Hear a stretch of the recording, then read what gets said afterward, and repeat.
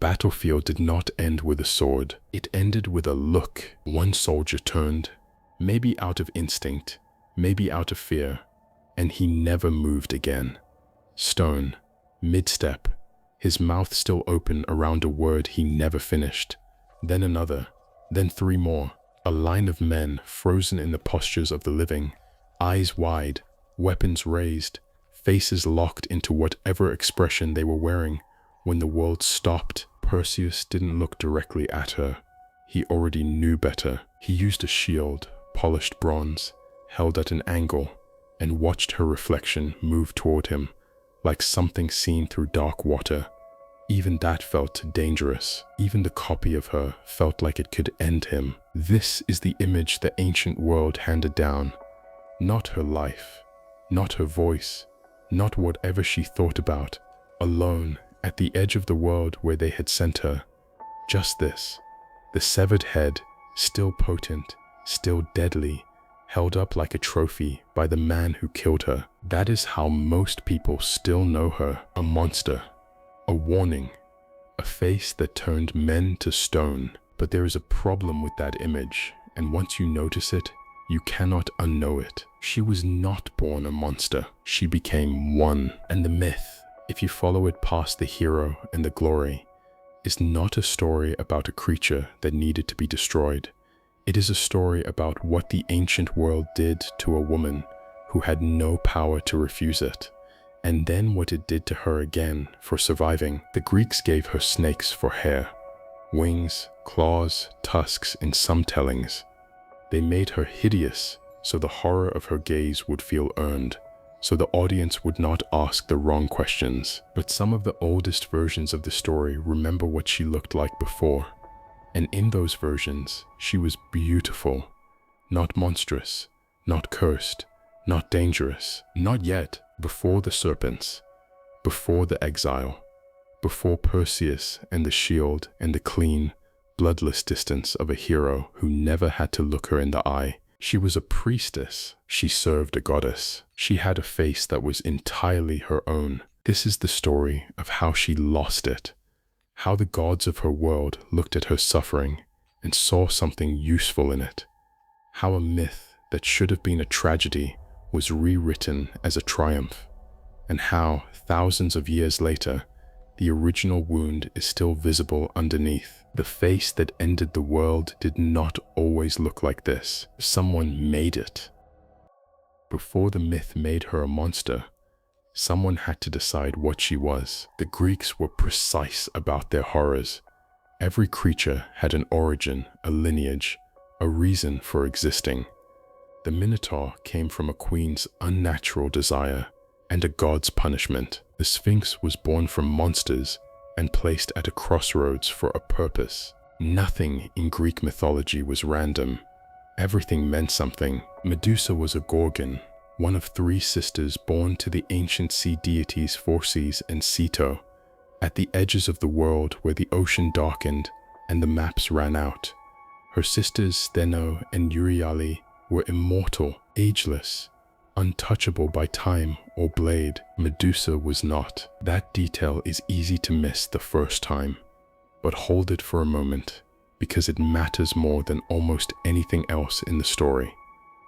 Of the three Gorgon sisters, she was the only one who could be killed, the only one mortal, the only one vulnerable in the way that humans are vulnerable to time, to violence, to the decisions of more powerful beings. She was also, in the older tellings, the most beautiful. Not frightening, not grotesque, beautiful enough that the god Poseidon, ruler of seas, brother of Zeus, one of the most powerful forces in the ancient world, noticed her. She was a priestess of Athena. This is important. The temple was sacred ground, a place of ritual and oath, and the particular kind of safety that comes from being under a god's protection. Women who served in those temples were not simply employees of a religion. They were devoted, set apart.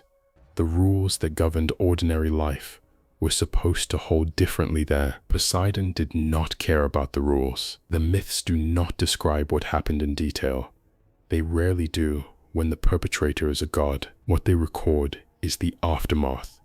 The fact of it, stated plainly, sometimes in a single sentence, as if the brevity itself is meant to close the subject. Poseidon took what he wanted in Athena's temple, on sacred ground, and then he left. He returned to his kingdom beneath the sea, to his court, his domain, the vast architecture of his power. He left no record of what he felt about what he had done, because the myths were not interested in that either. What the myths were interested in, what they recorded, what they preserved across centuries and continents and retellings, was what happened next. Not to him, to her. The god who violated the temple left without consequence. The woman who had been violated inside it was about to lose everything she had left. Her face, her form, her name, eventually swallowed by what she became. The serpents came next. Athena saw what happened. This is not an inference. The myths do not leave room for the possibility that she was absent, distracted, unaware. She was the goddess of the temple. Her presence was the point of the temple. What happened inside it happened in front of her, in the most direct sense that a god can witness anything. And then she acted, not against Poseidon, against Medusa. The transformation is described differently across sources. Some versions are sudden, violent, a punishment delivered in fury. Others read more coldly, almost procedural, but the result is consistent across all of them. Athena turned Medusa's beauty into something that would destroy anyone who looked at it directly. She replaced her hair with serpents. She made her gaze lethal. She turned the most visible, most human part of her, her face, the thing Poseidon had found beautiful, the thing that had made her a target, into a weapon. Then she sent her away. Scholars have argued about this for centuries. Some defend Athena. They point to the architecture of Greek theology. Gods could not directly punish other gods of equal standing, and Poseidon, as one of the three ruling brothers of the cosmos, was effectively untouchable. Athena's hands were bound in ways a modern reader might not immediately see. The transformation in this reading was not cruelty. It was the only protection available. She made Medusa dangerous so that no one could do to her what had already been done. It is a generous reading. It is also not the only one, because the other thing Athena could have done, the thing the myth never considers, was nothing. Leave Medusa as she was. Offer sanctuary. Let her remain in the temple. The option existed. It was simply not chosen. What was chosen instead was to mark her, to make the violation visible on her body, written into her face, so that every creature that encountered her afterward would see monster before they saw woman, so that the story of what happened to her would be replaced permanently by the story of what she had become. This is the theological problem that sits at the heart of the myth and refuses to be resolved neatly. A goddess of wisdom, of justice, of craft and strategy, and the kind of intelligence that sees consequences before they arrive. She looked at a woman who had been wronged inside her own house, and she made the woman the warning, not the man who broke the rules, not the god who violated sacred ground and left without looking back. The woman who had been there, the woman who had no power to refuse what was done to her, and no power to refuse what was done to her afterward. The serpents were Athena's work. Sit with that. No myth records what she did on the days that followed. There is no account of her first morning after the transformation. No record of whether she understood immediately what had happened to her, or whether understanding arrived slowly, the way grief does, in increments, each one worse than the last. No one wrote down what it felt like to reach for her own face and find serpents where there had been hair, to look into still water and see what looked back. The myths were not interested in that. What they preserved was geography. She was sent to the ends of the earth, literally in the ancient Greek imagination, to a place called the land of the Hyperboreans in some versions, the shores near the entrance to the underworld in others, a place so far from the center of the world that it barely counted as part of it. Darkness, stone, the kind of silence that is not peaceful because nothing living chooses to be there. Her sisters went with her. Stheno and Uriel, immortal, untouchable, no reason to fear anything the world could send against them, chose exile alongside the one sister who could be killed. The myths don't dwell on this either, but it is one of the few moments in Medusa's story where something other than suffering enters the frame. They did not have to go. They went. Around her, in the ancient descriptions, were statues, men and animals frozen mid-motion, mid-breath, mid-whatever they had been doing when they made the mistake of looking. The lair of the Gorgons was a museum of final moments, every figure a record of someone who had come close enough to see her. What they had come for, the myths don't always say. Some were sent, like Perseus would be.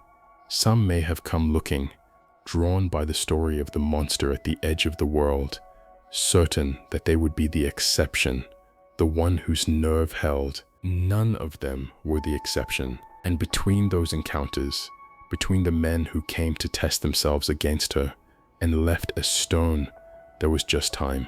Vast, empty, unrecorded time. She could not look at a living face without destroying it. She could not return to the world that had made her this. She could not age out of it, grow past it, wait for it to end. She was mortal, which meant she could die, but whatever span of years she had been given, she would spend here, at the edge of everything, with her sisters and her silence, and the statues of everyone who had ever come close. This is what exile actually looked like. Not dramatic, not monstrous, just a life with every door removed. Perseus did not choose to hunt her. This is the part the hero stories tend to skip past quickly, because it complicates the image. He was not a warrior looking for a worthy enemy. He was not driven by justice or courage or the particular hunger for glory that motivates the great heroes of Greek myth. He was a young man who said something careless at a king's banquet, boasted the way young men do, without thinking about the cost of words spoken in the wrong room. The king's name was Polydectes. He wanted Perseus gone. He wanted Perseus's mother, Danae, for himself, and the son was an obstacle, present, protective, inconvenient, so he held Perseus to his boast.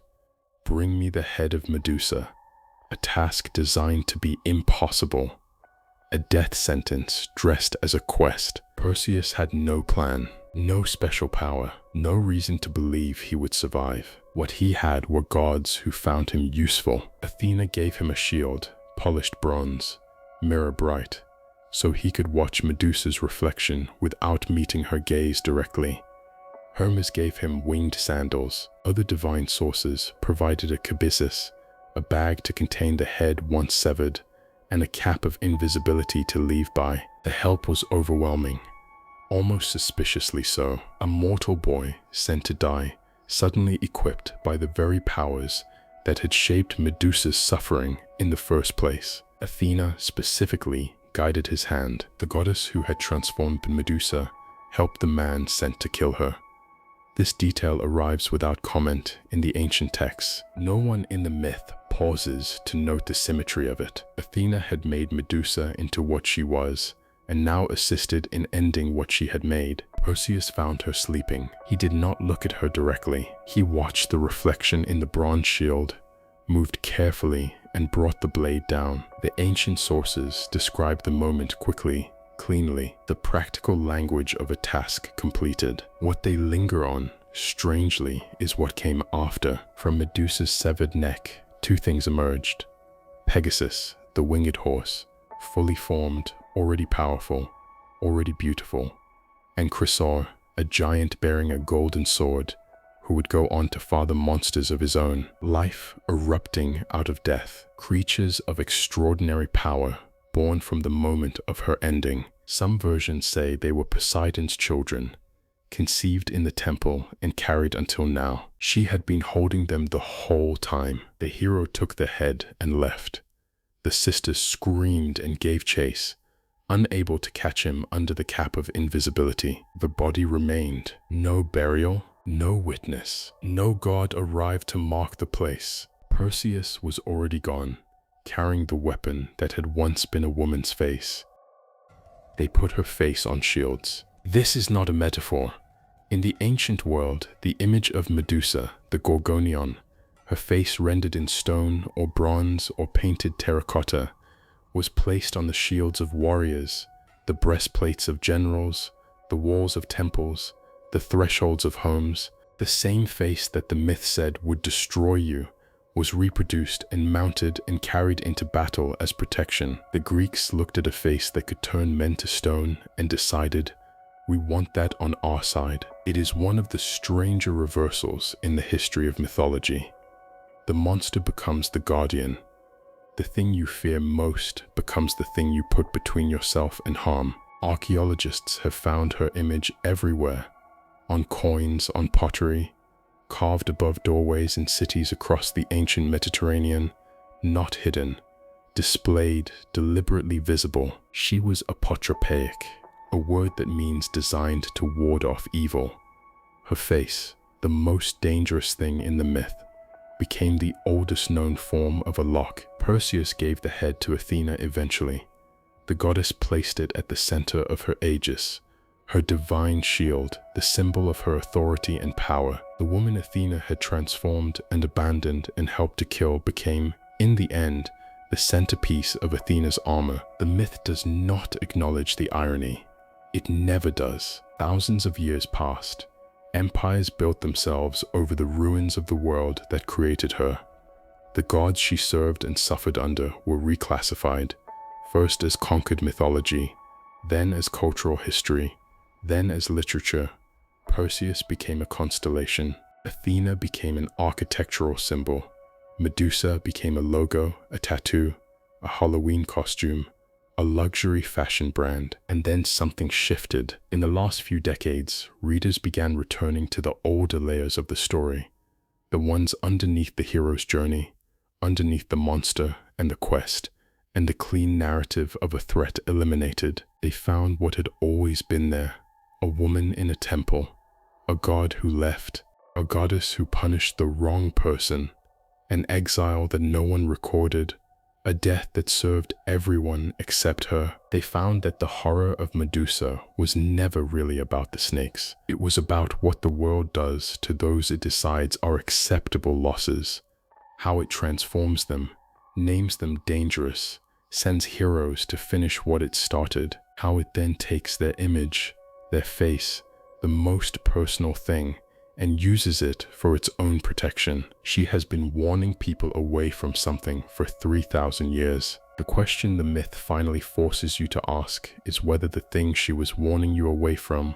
was ever really her. It wasn't. It was the story they told about her, and you just heard it differently.